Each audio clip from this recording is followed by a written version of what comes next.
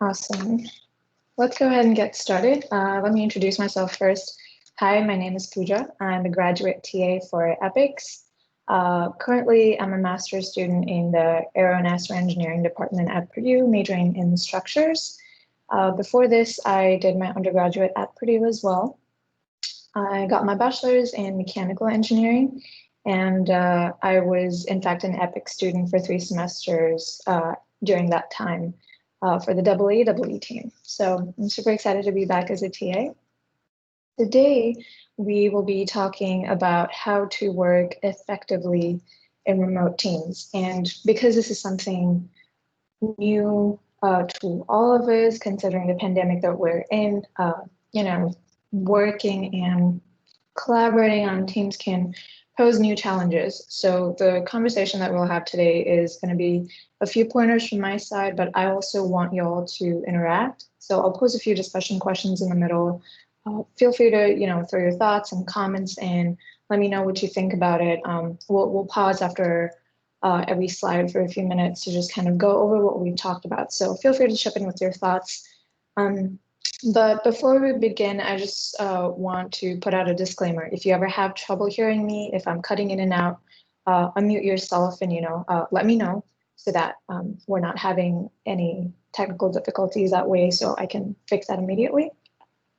And yeah, if you could please mute yourself so we don't end up having any background disturbance, that would be great.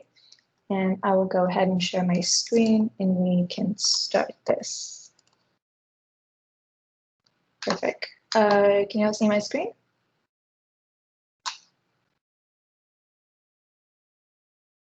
Can I get a verbal yes or no? Because yes, I can't see the chat. Yes. Awesome. Thank you. All right. So there we go. All right. So now that everything is online and a lot of our meetings, classrooms, lectures happens online either through Microsoft Teams, Zoom, WebEx, we're all experiencing this mix of technical issues, difficulties, internet connection issues and problems. And there's definitely a fair bit of challenges that come with this new format of learning. But obviously, that being said, it's all for the safety of everybody on campus, and it's a necessity that we have to deal with and we have to work around with. So I wanted to hear from y'all, what are some of the challenges that you anticipate or that you have been facing now that we're 2 weeks into classes, be it lectures, be it trying to collaborate on remote teams or trying to get a hold of people. I want to hear from you. What do you anticipate or what have you experienced so far?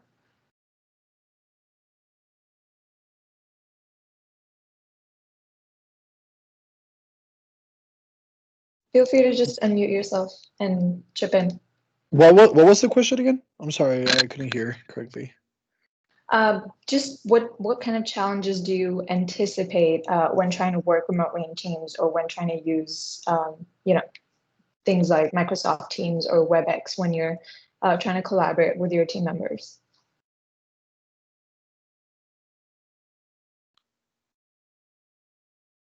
I think probably communication, like between team members, will probably be something that we all have to work on this semester. Yep. Communication is a big piece of it for sure.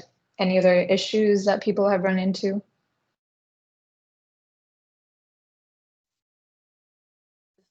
I was gonna say like technical issues with whatever platform you're using. Yeah, technical issues is a good one, definitely. I heard someone else try to speak as well. Yeah, another one that we've been facing is just like time zone differences.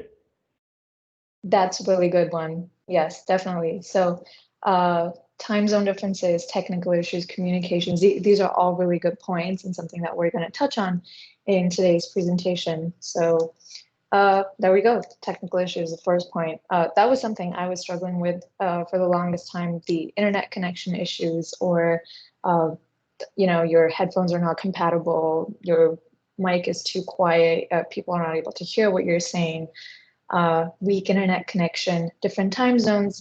For a lot of you, the teams that you're working on in EPICS have members that are joining you remotely or have project partners in different places around the world. So it's difficult to try and have that effective and consistent collaboration with them when you've got to work around so many different hurdles. And obviously the last one being lack of in-person interaction. So we do have in-person labs, but for most of you, it may be on that rotation schedule where one half of the team comes for a certain time and then switches out with the second half of the team. So you may not get as much of a, a joint feeling with the rest of your team members as you would like to, or you would have hoped for. So these are some of like very main focal point issues that I have seen so far and that I anticipate throughout the semester.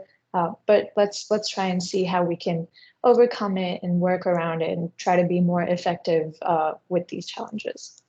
So like someone said, effective communication, that is a key part in any team collaboration, be it remotely or in person. It's really important to make sure that your intention and what you're trying to say is really concise and clear. So the first point I have here is transparency. It's really important to be very clear about what you're trying to communicate to your team members. Now, when I say transparent, can mean not just what you're trying to say, but as well as the kind of headspace that you're in. Sometimes due to personal reasons or unforeseen circumstances, your availability may not be the same as it was before. So make that known to your team. You have Microsoft Teams calendar, which is a great way to kind of block off certain times during the day where you may have a class, you may have office hours that you need to attend to, you may have other team meetings. This may not be the only class that you're doing a teamwork collaboration on. So that's a great way for other members to see if you're available on it or not, because if you're busy, then your logo will have like a little red dot next to it that says you're in a call, you're busy, or do not disturb, those kind of things. So make sure that you're very clear about if you're available to your team to work on something or not. Make either a spreadsheet of certain times in the day that you're available to work with your team members. If there's some document that you need to go over, if there are some questions that need to be clarified, certain concerns that you have, red flags that have come up in the project, make sure to convey that to your team members. Then the next is regular status updates. Now, this can be project related as well as personal related. Say something and more pertaining to the current situation that we're in.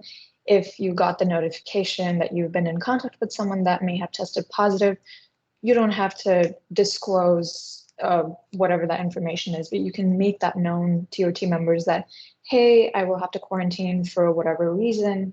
I won't be available to meet in person or to do this activity in the lab, but let me know what I can do remotely while I'm sitting at home. So make sure that those kind of important critical details are conveyed to your team members, because if not, they can kind of be left feeling confused about your availability. That can cause a lot of confusions and hurdles for people.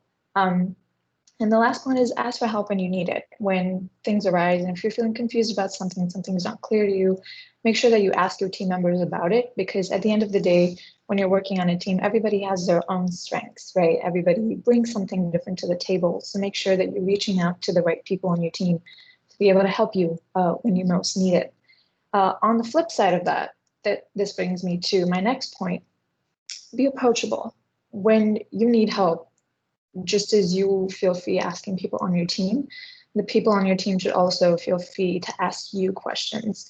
So especially when you're conducting meetings online, sometimes your camera may be turned off or your mic may be muted or both, which is fine. It can be hard to read the person's body language and their intention behind what they're saying, right? We don't realize in everyday life how much we rely on body language, how much we rely on seeing people's facial expressions. Now that half of it was hidden with a mask or the camera on your computer is turned off, you're not able to read into those details. So make sure that when you're communicating, your what you're trying to say matches up with the words that you've typed out, because the difference between a K period and okay can mean a lot when you're typing in a text, right? We all have that kind of pet peeve where when you write a long text about something and someone just responds with a K. It's kind of annoying. You don't know what they mean by that.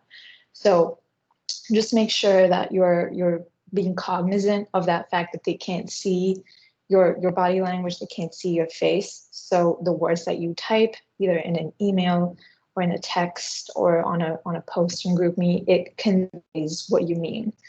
And when I say use language that promotes growth mentality, it kind of also ties into the fact that, you know, they can't see your body language. So when you say something to respond to someone's question, instead of just being like, yeah, or whatever, or one-word responses, try to be more, I guess not elaborate, but more approachable by saying, yeah, that sounds like a good idea, or I think that could work well for us, or in addition to that, I think we can do XYZ, which will help us meet our goals.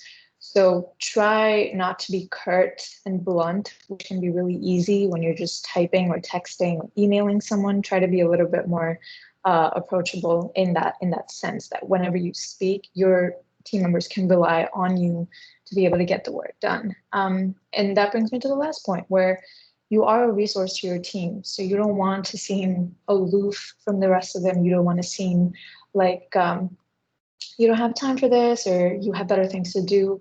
At the end of the day, you bring something to the table as well, and you have to contribute something to the team as well. So you have to make that known to the rest of the members that these are the certain times in the day when you're available. These are your skills, these are your strengths. If you are good at CADing, you know, let your team members know if there's something that needs to be modeled and in CAD package, come speak to me, I'm the person to do it. Or if you're really good at coding in a certain language, make that known to your team members so they know they can rely on you as a pillar of support for those certain resources.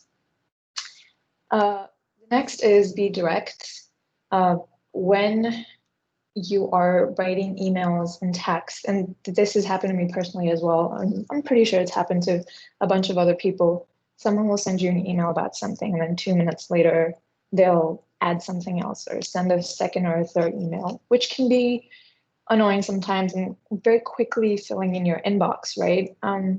So a pointer that I got from a certain video really did this comparison very well, which said if you consider every email or every text or every message that you get from someone as the equivalent of someone coming to your door and knocking on it, you'll quickly understand how ridiculous that can get. So if, say, you're sitting in your office in your cabin and someone comes and knocks on your door 4 times in a row, you're like, hey, buddy, just get it off your chest in one go, right? It can be really frustrating when the person comes back again and again with a million different things. So it's the same thing with your emails. Don't email someone 4 different things in 4 different emails. Try to make it concise, try to make it precise, and relay all that critical information that they need to know. What's the highlight? Have a good bulleted list about it. Do you have questions? Have like a list of questions ready for them. Is there something that you're not, you know, decisive about? Are there options that you need to pick about? Be clear of, you know, what it is you're trying to convey. Which brings me about to the next point about being decisive and not being vague. With a lot of team decisions, what happens sometimes is when there's a lot of people on the team, it's easy to kind of step back from taking that decision or being like, I think we should go with choice A and not with choice B. And it's very easy to be like, I don't know. What do you guys think? I feel like A is this, but we could also go with B. Put your pros and cons down simultaneously. Just say what your thoughts are about something. If you feel you're not educated enough in both options, try to have that, you know, discussion so everybody's on the same page about it. Be direct, be precise, don't, you know, beat around the bush. It can really help be efficient and save a lot of time when it comes to the decision-making part of your collaboration. So I guess for me, those are really important when we're talking about effective communication, the transparency, the approachable factor, and being direct and precise. That's what I had about effective communication. Now I want to open up to you guys to ask what you think are some important tenets of effective communication, or some tips that have worked for you to communicate effectively on your teams. I would say one question I have is that, so I definitely have found that when you talked about like the decisiveness, like I feel like I can really strongly relate to that, because I feel like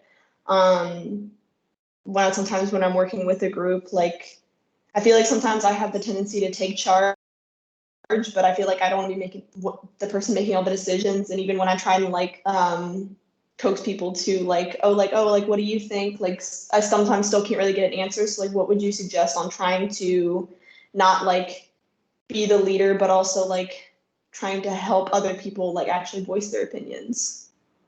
Oh, that's a really good point, and that's happened a couple of times. I relate to that experience as well, where you feel like you don't want to push people to an answer, but you have to get them to participate. A really good thing that I like to do is try to have like a short activity where they have to give their opinion. So something like, even if it involves writing 2 columns of pros and cons on a whiteboard, and you ask everybody to write at least 1 bullet point under each section when trying to make that decision, so it helps you get to that end decision, even if it's not one person making that decision or saying, oh, I guess if no one wants to contribute to it, I think we should go with this, and everybody just nodding their head because they don't know better.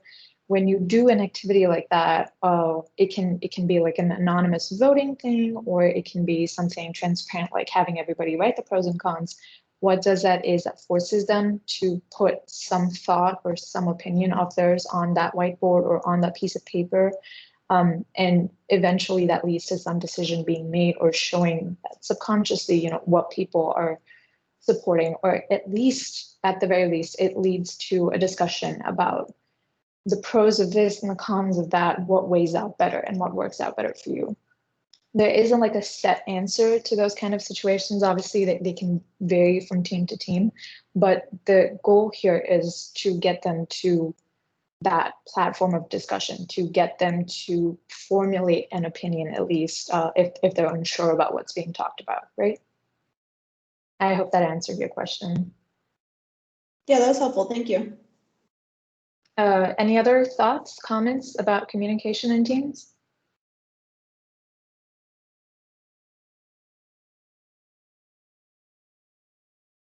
All right. Oh, sorry. Is someone about to speak? Yeah, there are a couple things being thrown in the chat. I put something in there about deciding when talking about speaking directly from a leadership perspective is just decide your next meeting time before the end of your current meeting, and also to set clear expectations for the next meeting before your meeting ends. Otherwise, you get lost in this, communication zone where you're trying to tell people maybe they missed what you said.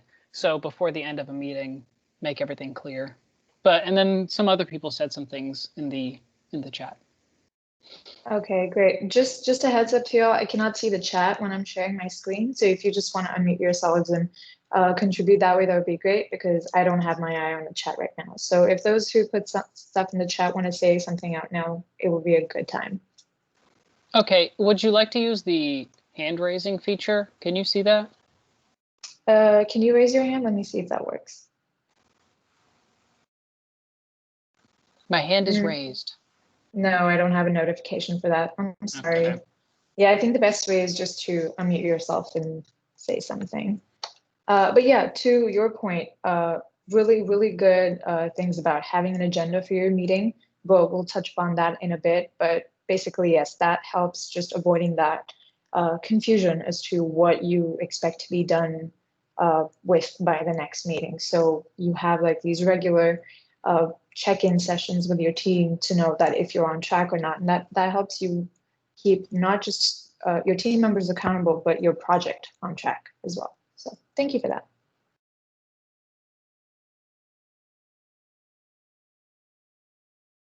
Okay, moving on to the next slide. This is actually a great segue into accountability. So like someone just mentioned, meeting minutes, please keep note of all the discussions that you have in your team meetings. I cannot tell you how many times this has happened to my team or to teams that I've seen around me, where they'll just be confused about, oh, did we discuss this last time? Is this what we said last time? keep a bulleted list of those things. Just keep typing it. Your notebook is a great resource for you in that case, right? Use it. If you want to have a page specifically for meeting notes or meeting minutes, have that. And a great thing to add in your meeting minutes is kind of a list of the tasks that people are responsible for. So like someone just said, that can get lost very easily between meetings. What were the tasks that needed to be done? Who were the people responsible for it? And in that sense, Gantt charts are very helpful, right? That's a really useful tool when it comes to keeping your project on track. I have seen a lot of the times people not realizing how effective a project management tool that can be. And it doesn't have to be something that just your design leads or project managers do, right? You all contribute to those tools. They're just the keepers of those tools. Have your tasks broken down in such a manner that each person on the team has something to work on, and each task can be assigned to a certain person or persons. So for example, if one of the tasks is to make a prototype, that isn't something to put on the Gantt chart. It takes a lot to get to making a prototype point, right? You have to have the materials ordered. So who's the person who's researching the materials that need to be taken into account? That is one task. So that one person is responsible for that thing. Something needs to be modeled if it's going to be 3D printed. So who's the person who's going to be modeling it in a CAD package or in any software to be translated to 3D printing at the end of the day? That's one task. Or, multiple people can take care of that depending on how many pieces go into that prototype. And then there's the actual act of 3D printing. So who's the person that's going to submit it? Are you submitting it to EPICS? Is someone having a 3D printer at their home that they're doing like a very rough prototype for? Who's the person responsible for that piece? There can be a documentation piece to it, someone who may need to write a report for something, someone who needs to draft an email for something.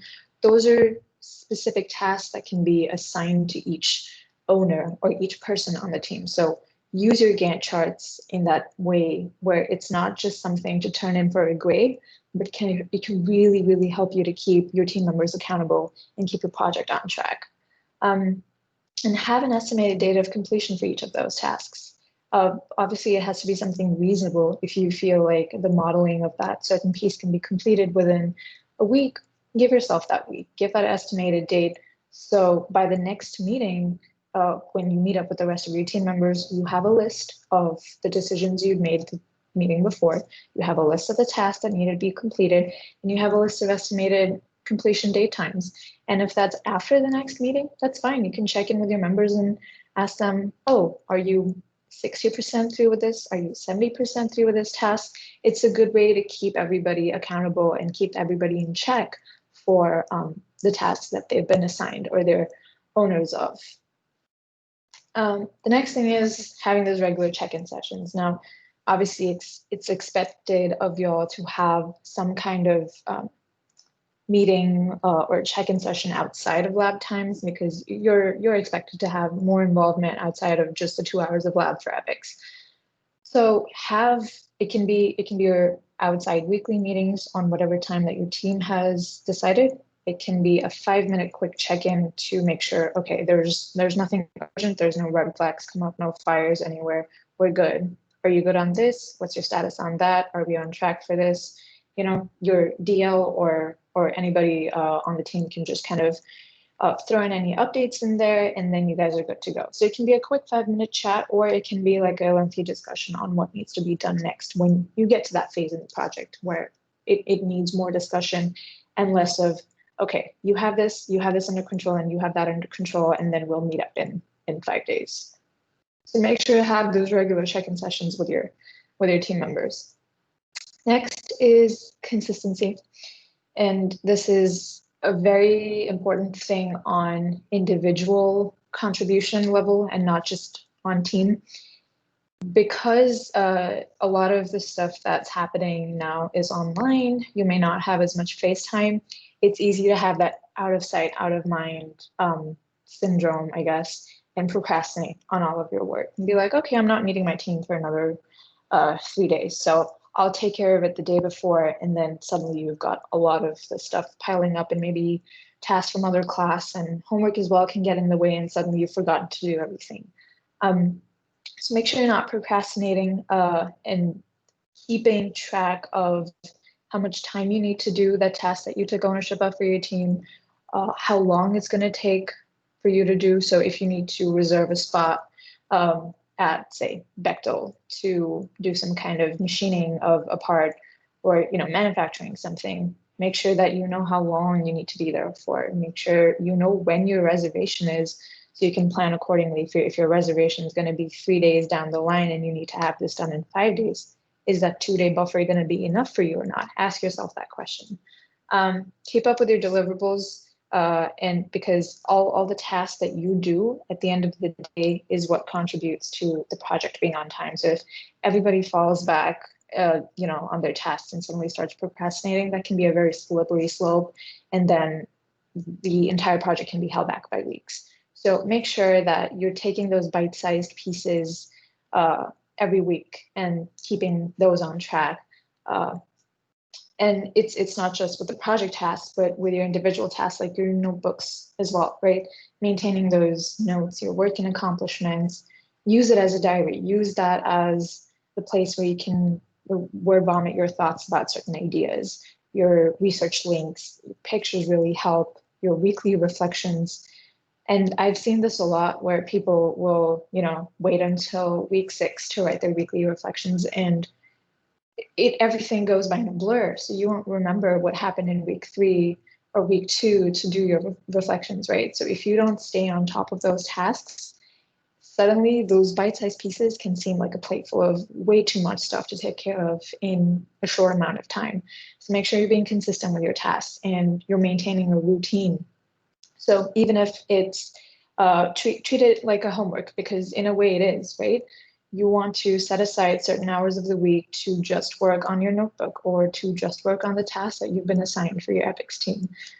If you keep that dedicated time aside, then you're holding yourself accountable to complete those tasks and then to be able to contribute effectively. And then it's really important to have continuous improvement and constant feedback with everyone on your team. It can be for things like your team meeting times. If you have decided on something now, say Mondays at 5 p.m. work for you, it can change along the line as you go down the semester. People may have suddenly office hours that have switched to that time, or you may have evening exams at some point where that tries to, overlap a lot. So it's important to convey that and communicate that with your team that, hey, Mondays are not working well for me anymore. It's likely that it may not work well for somebody else as well. So try to work around that schedule, move it to another day, be sure that the tools that you're using in the first half of the semester or in the first few weeks of the semester for your team continue to work throughout, because it's not necessary that a certain way of functioning for your team will be as effective throughout the semester. If you're using OneWord to collaborate on your documents and to write reports and stuff, but you're running into a lot of technical issues, change that up to Google Docs or change that up to Microsoft Teams. Whatever serves your purpose best, make sure to have that constant improvement, that constant feedback. If there's a certain way that someone on your team isn't delivering the way you wanted them to, have that conversation with them. Try to let them know in that approachable tone that you're, not comfortable with them doing things a certain way, and it would be more transparent and more effective for you if they were to collaborate with you in a different way. So you have more access to either, their information or what is the progress of the task that they're working on. So make sure that you're communicating that with your whole team. So before I move on to the next slide, I want to again open up the floor to y'all and ask, what are some tips that have helped you hold your team members accountable, or what are some issues that you run into for holding the rest of your team accountable for something?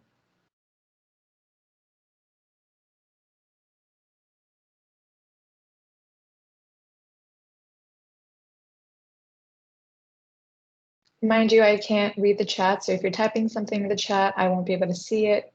I would love for you to unmute yourself and say something.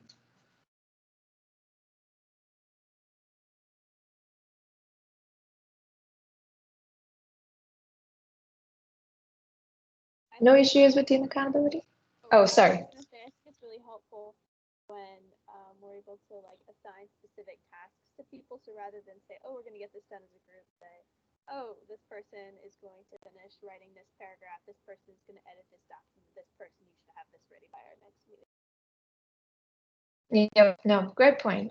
Like I said, when you have your tasks broken down into small pieces where each person can take ownership of that, it is so much more easier to hold everyone accountable for it and to keep track of everything. Because this also ties into that piece of indecisiveness a little bit, right? Where if as a group, you just kind of say, okay, so we need to get the design document done before next week. So let's all just like, work on it and type it up. And then when we meet next week, it'll be magically completed. If you don't assign sections to work on it, and if you don't assign, certain people to work on the content for that, it's not going to magically happen. So make sure you know who is working on what and that people have exact specific tasks to work on. And don't forget those due dates so that it all stays on track and it ties into your Gantt chart. But yeah, thank you. Anything else?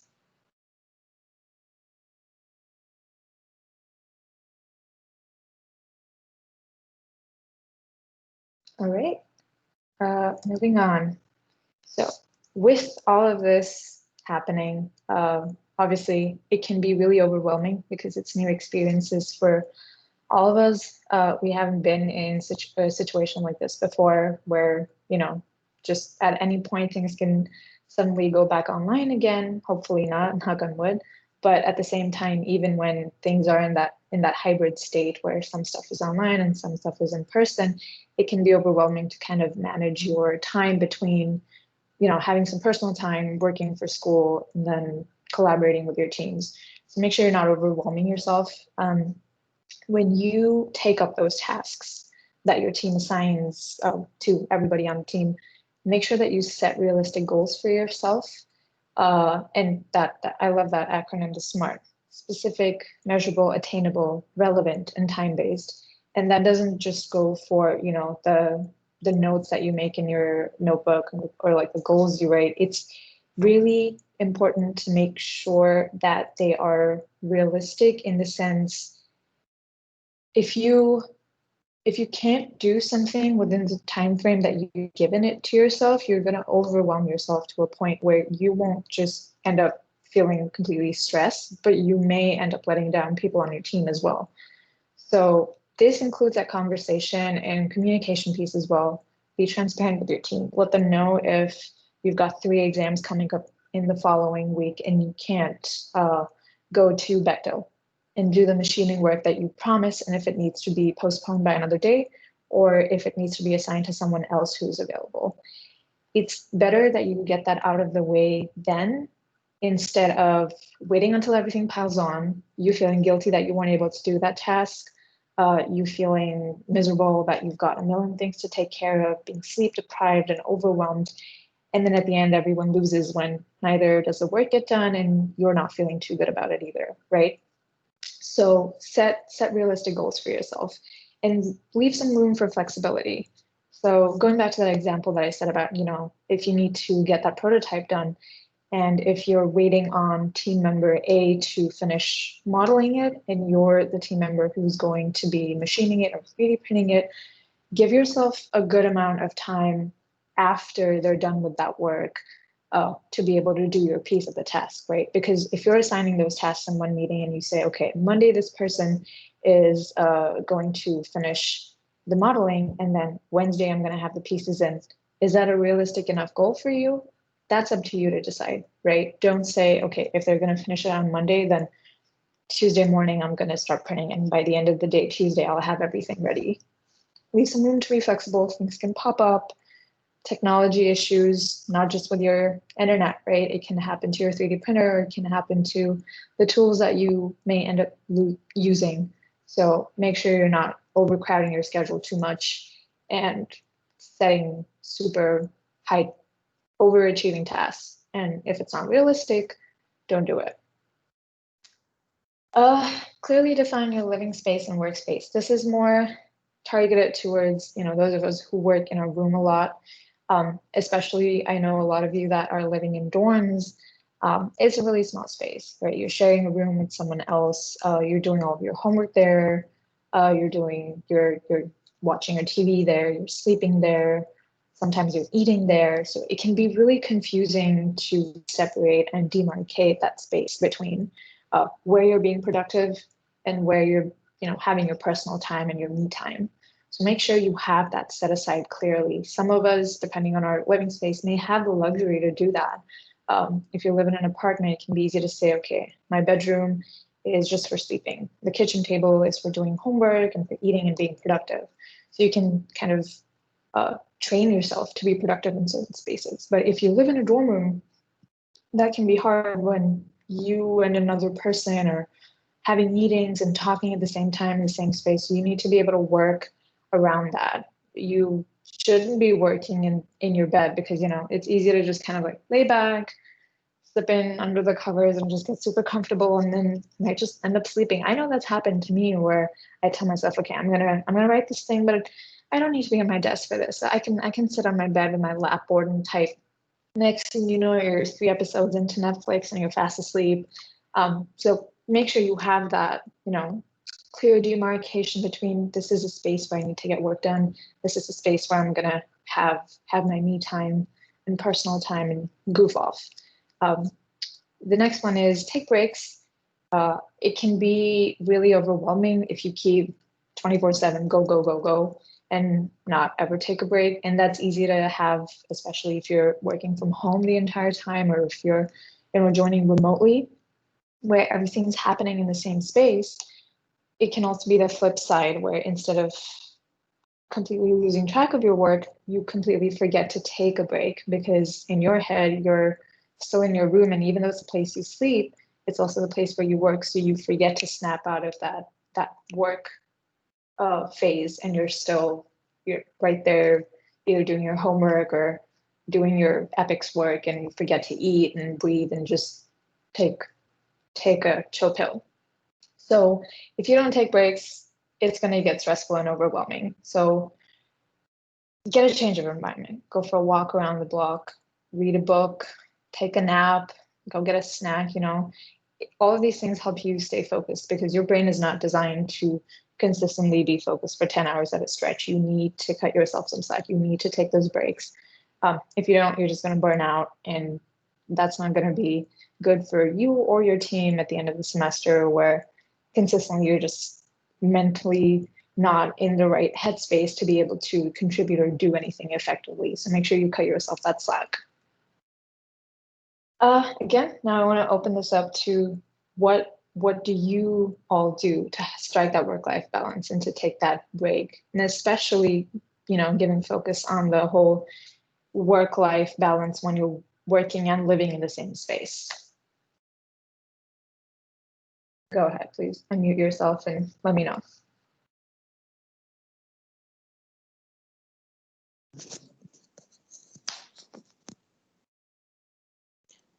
Well, personally, I just had a lot of experience with this because I was self-isolating for a week. So I was actually in my room for the entire week. I just got my negative result today, so it was really nice. But so I was in my room basically all week and I was, doing all my homework and all my classes there and all that. So sometimes I would find it difficult because I always felt like I had to be doing like homework and schoolwork. But you just, you have to take those breaks, even if you have certain things to get done and a lot to get done. You just have to take those mental breaks to like take a step back from that work. So I took a walk one afternoon, which was nice. That kind of just got me outside and got like fresh air. But generally, I would just find that I would take a break and like watch episode or two of a show, and then maybe do a little bit more work or something like that. But yeah. Yeah, no, absolutely. Who better than to say someone who's been self-isolating? It's really difficult when you only have a certain area that you're allowed to be in for such a long time, right? You have to force yourself to take those breaks. You have to force yourself and be cognizant that your body needs to step away from the work and get a change of pace once in a while. Thank you. Anything else? I mean, for me personally, I found that like clearly defining things makes a huge difference in my lifestyle. Like I've been doing it for a couple of years, but it's so hard. Like at college in a smaller, like I have a pretty small room at home, but it's harder here to even separate like a desk space from like I have a couch, so it's like desk space from couch space is kind of it's harder to separate for sure. Yep. When everything's really small, especially in dorm room, it's harder too. But make sure that even if it's just a desk and a couch that you have to rely on, you have that clear demarcation. Thank you. Anyone else? I personally like schedule when I'm gonna take time for myself. So like the first 2 hours of my morning or like my day is purely for myself. And like I can like journal or like go to the gym or just like veg out for a little while. And I think that that's really helpful for me to get my day started. Yep. Good point. Scheduling is really important. If you have to force yourself to take like 8 a.m. to 10 a.m. is your time to, cook and clean, do your chores, or do your gymming and that kind of stuff. Anything that's not school related to get your mind off of it. Scheduling is a good way. Awesome. What else?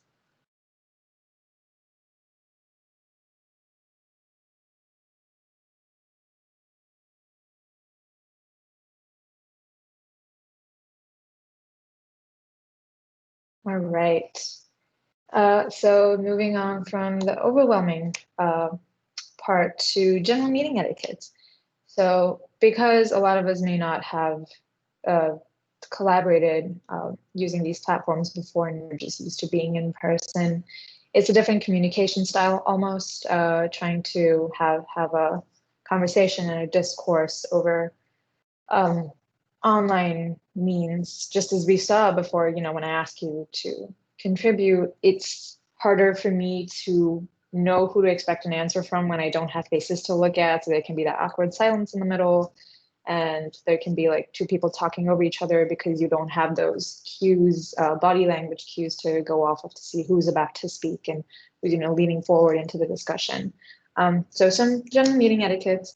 If you're not the person who's speaking at the moment, keep your mic muted to avoid background noise. There's been a lot of time where that can be super distracting. I was on a call with someone the other day and they were sitting by their window that was open and they had their mic unmuted, and you can hear just the traffic outside, horns honking, and then suddenly everything that's going on in the meeting is secondary and you're just focused on that annoying honking sound. So it just helps people stay a lot more focused when those kind of background distractions are eliminated. Keep your video on if possible to stay engaged. Obviously on like a presentation platform like this, that's not expected of you, but when you're having meetings with your team members, it helps to add that, factor of staying engaged, because it's hard for them to understand if you are listening in on what they're saying or if you're on your phone or if you're doing your homework on the side. But if you have your video on and you're making eye contact with them and you're staying present in the moment, it's easier to have that conversation and think things can go along much more smoothly. Otherwise, it just kind of feels like you're talking to a wall when you can't see someone. And mics are muted and videos are turned off, and suddenly it just feels like you're in an empty room. So it's a lot more difficult to, get that feedback or engagement from other members when that happens. And when you're keeping your video on, please try to look professional, especially if you're having a conversation with your project partners. And when I say professional, it doesn't mean I expect you to be in a three-piece suit, right? Try not to have inappropriate objects in your background or something offensive or on a poster, I don't know, if you have like a big bottle of whiskey in your background, obviously that doesn't look good when you're talking to your project partners. That's not professional at all. So make sure that you're cognizant about what's behind you, not just over here between you and your laptop. So when you're talking to other people, it's not like you're kind of sitting at the beach with your shirt off and, beer in the hand kind of thing. That doesn't send the right message. Meeting minutes, again, this is just kind of to reiterate, if you have everything typed up, it's much easier to keep track of your team's discussions. Use your notebook, make sure you have your list of goals that you plan on having completed by the time you get to the next meeting. So make sure that you have people assigned to certain tasks, or you yourself have certain responsibilities until the next meeting, and make sure that you're documenting everything so that it just even not for yourself, but for future reference, if other EPICS teams in the future need to look back at what was happening or what your thought process was behind a certain decision that you make, all the documentation that you have is a really, really helpful resource for them to kind of walk in your shoes and be able to tell, how did you get from point A to B? Why did you make this decision versus, going the other path? So documenting everything really, really supports that. Prepare for a meeting. I know a lot of the times people just kind of think, okay, yeah, I guess we'll talk about it at the meeting. I'm not sure why we're doing blah, blah, blah instead of this, right? It's so much more easier to remember to ask that question if you have that written down somewhere. If you're confused about something, if you have certain concerns, if you have certain reminders for the team, make sure you have a list of that ready before you go into the team meeting. And you don't have to be in a position of leadership to do that, right? You, as a member of the team, have to hold everybody else and yourself accountable for the tasks that need to be done. So make sure you're prepared for the meeting. It's a good place to have that discussion instead of sending that message on GroupMe at 2 a.m. where, wait, what did we decide, guys? I had a question about this when you just had a meeting a few hours ago, right? So make sure you're using that meeting time effectively. And like someone said before, make sure you confirm your next meeting date and time with an agenda. If your meeting times are not regular, especially, it's really important to make sure that this is the place we're going to meet, or this is the link we're going to use to meet. And these are the things we hope to have done by then. And use your Gantt chart, make sure your deadlines and due dates that you had set for yourself are still being stuck to, or if they're changed, people need to be aware about it so that you know what to expect during the next meeting. And it's not like, oh, what? Because 99% of the time, the task that you work on, someone else may be relying on the completion of that task to carry on with theirs, right? So it's not just about what you complete, but your completion also may affect other people's progress. So make sure you're all on the same page about that. That is a link to a really cool video I found, which I'll share in the chat in a bit because I usually have issues sharing my audio, but it's a really good summary kind of what we've just talked about in this skill session, covering what are some of the basic etiquettes and things to keep in mind when you're collaborating remotely. With that, I wanted to open it up to y'all with any concerns, questions, any pet peeves with your general meeting etiquettes, things that people do that you wish they need to be mindful of to open it to discuss. So if you have anything to add, please feel free.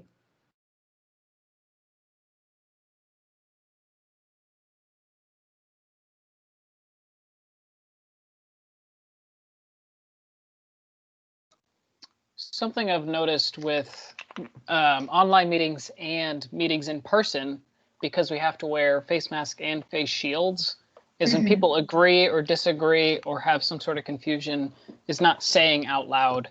So you already mentioned about making how we can't see our facial features anymore and how body language is reduced. So just saying out loud, like, yes, I agree, or no, I disagree, or I'm a little bit confused about that. And being comfortable just saying all those things out loud is sort of the new norm we have to adopt for how this is going to operate. Because I know I sometimes forget that I'll have an online class and my professor's like, is that okay with everyone? And to me, myself, I'm like, yeah, whatever. But he doesn't know that I thought that. So I have to say it out loud. Yeah. No, great point. That's also sort of like a learning curve I've had to go through, because my general speaking voice will be somewhere around this. Are you at a mask on top of it and a face shield and you're standing behind one of those plexiglass shields? Suddenly no one in the class can hear you. So it takes me literally speaking 5 decibels higher for someone else to be able to hear what I'm saying. So it's a little bit of an adjustment for everyone. So make sure that your team members get what you're saying. Good point. Really good point. Thank you. Anyone else? Yeah, I have that happen a lot, seeing as my speaking voice isn't very loud either. especially like being in an EPICS lab, we have most people there because I have a really small team, but we have one person who can't be there and is relying on just one central microphone. So it's really hard for anyone to get a message to her when she can't be in person with the rest of us. Like Yeah. she can't hear it through the microphone. Yeah, good point. So I guess one tip I would have for that is either make sure that the conversation that you're having is near the microphone, but even if that's not effective, one of you could open up your laptops. I know because we were having technical issues during the first week, and this is what we did for our remote students. Have your laptops on and have that weekly recurring meeting already there so that you don't have to create a new meeting every week. And so they can easily join in on that. And then just one person's microphone and people huddled around that with your masks and shields is like effective enough. And obviously when I say people huddled around, I don't mean like 10 people together. It's like 2 to 3 is good enough. But I'm pretty sure like that laptop will be closer to you and will pick up your voice more than a microphone up on the ceiling, right? So try to use things like that, work your way around it. But good point. It's especially challenging for our students that join us remotely because they experience far more technical issues than we do because we still get our time in person. But thank you. Yeah. Anything else? Look at the time. I didn't go down time.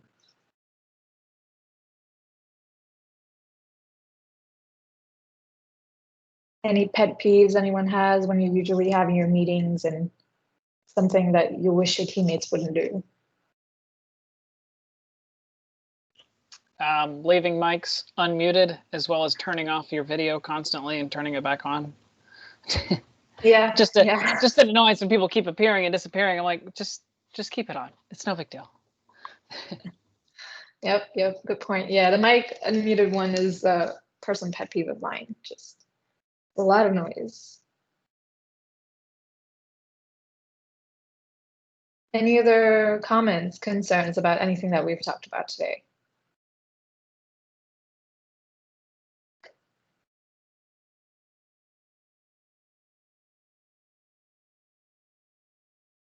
Going once, going twice. All right.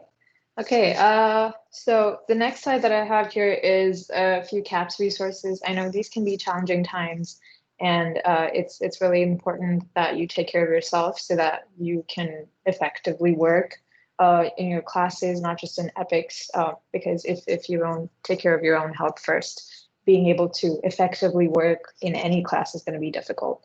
So I'll share these slides in the chat. So you guys can have access to the links that I have on here, but just make sure that you go through them if you need it, use it, and if you ever feel challenged in class, and if you feel you're like in over your head and you need help with something, make sure to reach out to your TAs and advisors, and lean on your teammates. They're your primary resource.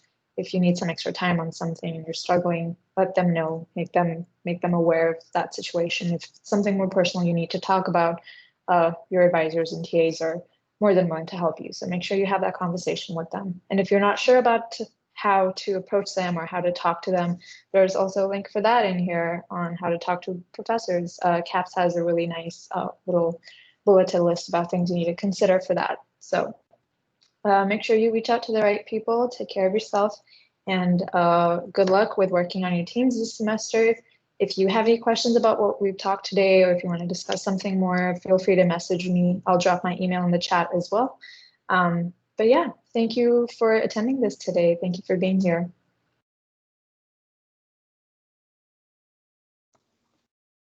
Thank you for hosting it. Thank you. Thanks, Pooja.